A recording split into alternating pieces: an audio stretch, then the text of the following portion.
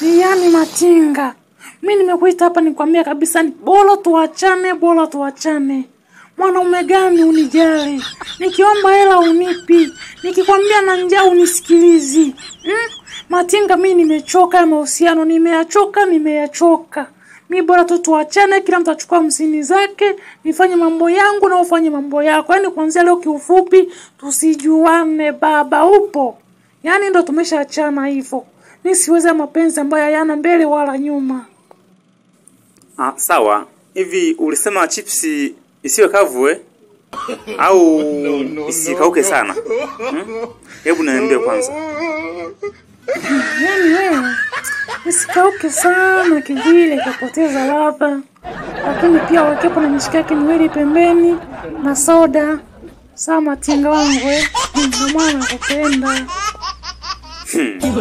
Sasa ungesema kama ndani bila kusumbua.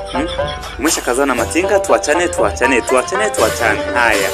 Ungesema muda mwingine ndado zinawabonza nyewe wadada. Uliposikia tu chipsi, isikauke sana. Waweke na mishikaki miwili, mara na soda pembeni. Haya, hiyo kuachana vipi? Tunaendelea kuachana au mapenzi yanaendelea? Mwage mnasema. Sio unaanza kunitishia kuachana, kumbe njaa ndio inakusumbua. Mwage mnasema mapema, muangalie kwanza. Wewe ndo unanichamba sasa, si ndio? Kwa hiyo mimi kukwambia chips ndio unaanza kunichamba. Ila wewe mwanaume upoje wewe lakini.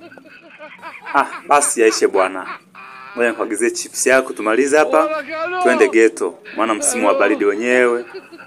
Sio tukaanza kuzusha mambo mengine tena hapo kakuta tumeharibu hali ya hewa. Namaliza kula chips hapo, tunaenda ghetto kwanza tukatafute joto. Au unasemaje wewe?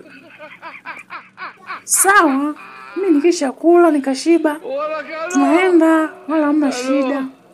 Maana ni wewe tu.